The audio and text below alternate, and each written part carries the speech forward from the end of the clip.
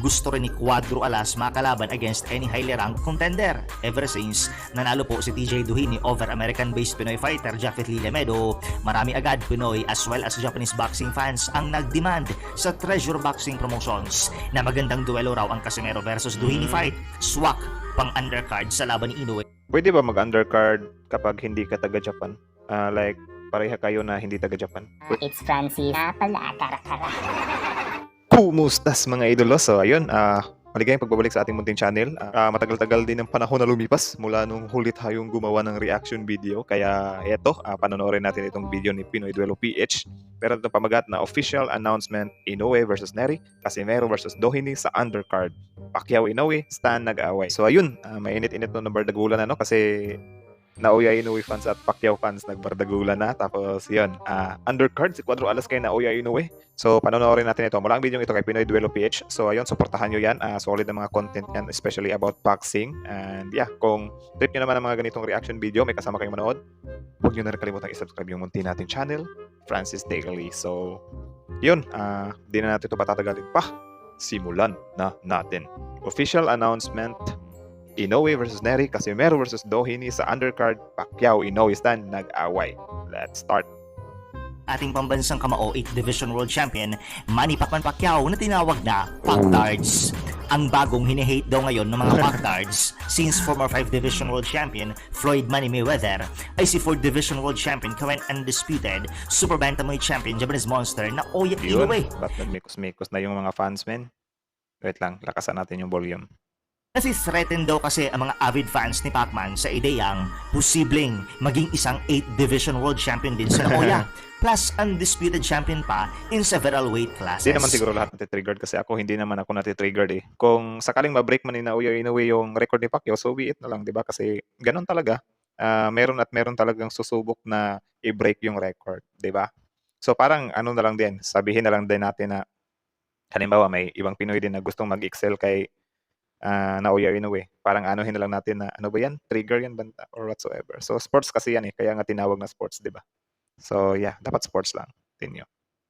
Dahil dito, posible raw talagang masurpass ni Inoue si Pacman if the monster continues to keep up the momentum sa kanyang karera ngayon, and that magpatuloy ito sa pagdomina as he moves up in weight. Posible raw maging undisputed si Inoue in at least 3 weight classes. Tapos, ni isang dibisyon, di raw naging undisputed champion si Manny. Kaya, hate na hate daw Grabe, bardagulan talaga sila, ano?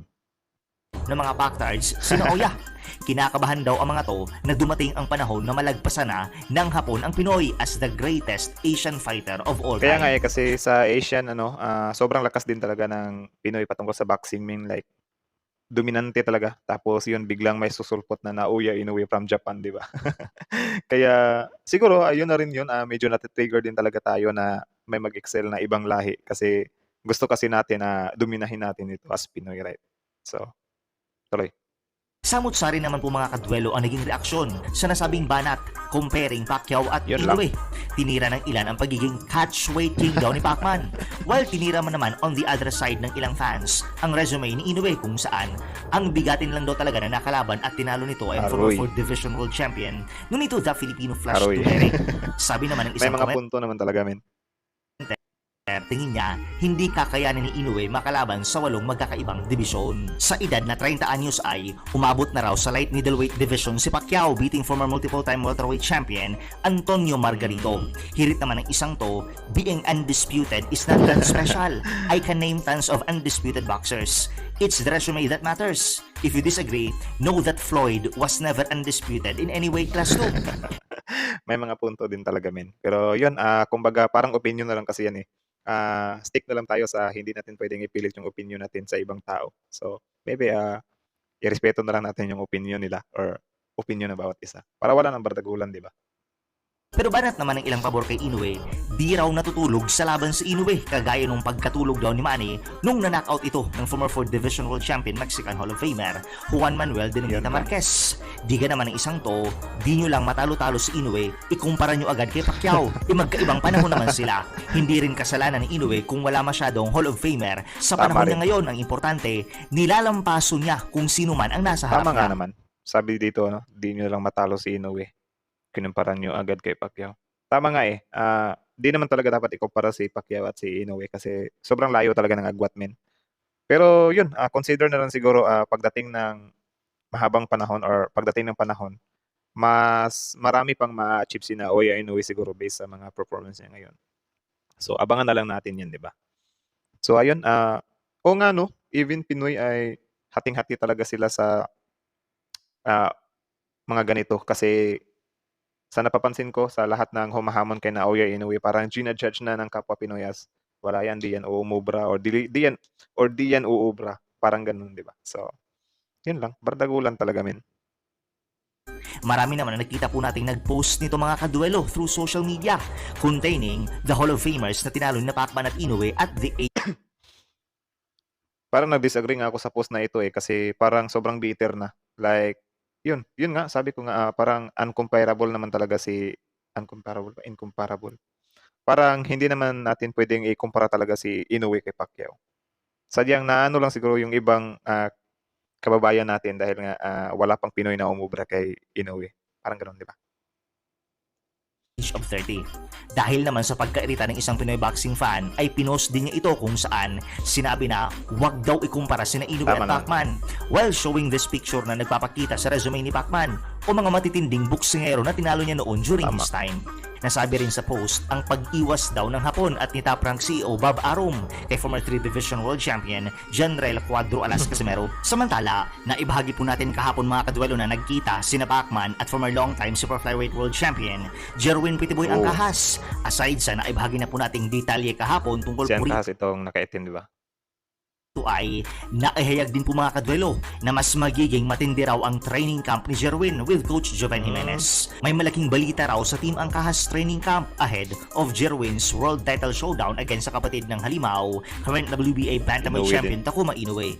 Ginagawa raw ni Angkahas makipag-spar ngayon with the National Philippine Boxing Team composed of elite fast amateurs para ma-simulate paano hulihin at gulpihin ang Yung mga ibang boxer natin mahilig sa dilaw na buhok. galaw na si Takuma Inoue. Pinoy boxing fans are rooting for a knockout victory ni Jerwin kontra Takuma na di ganyan kalakas ang punching power kung ikukumpara sa kapatid niya na si Naoya. Gusto rin talaga ng mga Pinoy avid fans na ma-knockout ni Angkahas si Takuma considering Wala na akong ganong sa kapatid ni Inoue background. Undefeated din ba siya or malakas din ba siya gaya nitong si Naoya? Comment down below.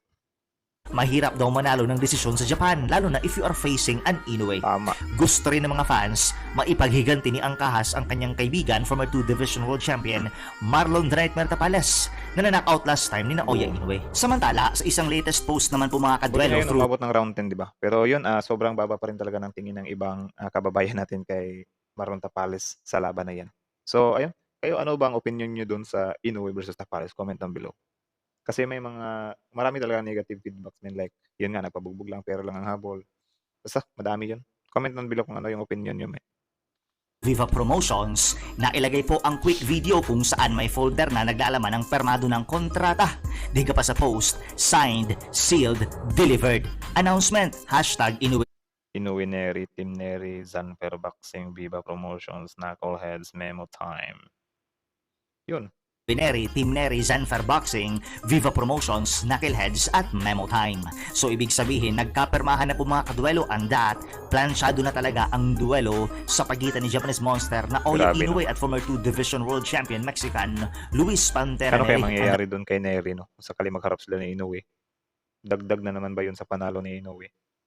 Anumang oras ngayon ay maibabalita na ang official announcement with hashtag Memo Time. Ang magsisilbing conditioning coach ni Neri rito ay ang veteran strength and conditioning trainer na si Coach Memo Heredia na dati na rin nakahandle kay Cuadro Yun. Alas. Speaking of Cuadro Alas mga kaduelo ay alam na po natin na matunog po ang potential niya na laban kontra former world champion TJ Yung comparison talaga sa litrato eh. Si Cuadro Alas ay nag-alamanster or ano ba yung tawag dyan. Basta parang nakamas. Tapos yung isa naman ay nagkasugat-sugat yung muka. De, na several times na rin nakalaban sa Japan. Gusto po ulit bumalik ni Duhini sa Japan at makalaban ulit doon, hoping na someday makakabook din siya ng Inoue fight. Gusto rin ni Cuadro Alas makalaban against any highly ranked contender. Ever since nanalo po si TJ Duhini over American-based Pinoy fighter Japhet Lee Lemedo, marami agad Pinoy as well as Japanese boxing fans ang nagdemand sa Treasure Boxing Promotions na magandang duelo raw ang Casimero versus Duhini fight. Swak pang undercard sa laban ni Inoue. Pwede ba mag-undercard kapag hindi ka taga-Japan? Like, pareha kayo na hindi taga-Japan. Pwede ba silang ilagay sa undercard? Curious lang ako. And whoever wins ang siyang karapat-dapat deserving mabigyan ng bigating oportunidad makatapat ang binansagang halimo ng Or Japan. Japanese ba yung Duhini? Ewan ko. Kasi kung sabihin nyo na undercard si Casimero at Duhini, di ba si Casimero Pilipino tapos itong si Duhini, anong lahi meron siya? Wala lang, curious lang ako. Merong Duhini badly want a shot at the monster. So ayun, ang kulit no. Natawa ako dun sa mga fans ni Pacquiao at Naoya Inoue na nagbabardagulan sila tapos nagkumparahan pa ng mga achievements, ng mga resume. Kasi yun nga, nagsimula nga yun nang may kay Naoya Inoue na maaari niyang lagpasan si Manny Pacquiao. Tapos yun, syempre as Pinoy fans, Pacman fans ay malamang napaka sakit sa tenga na marinig yun. Kaya yun, nagbabardagulan na sila.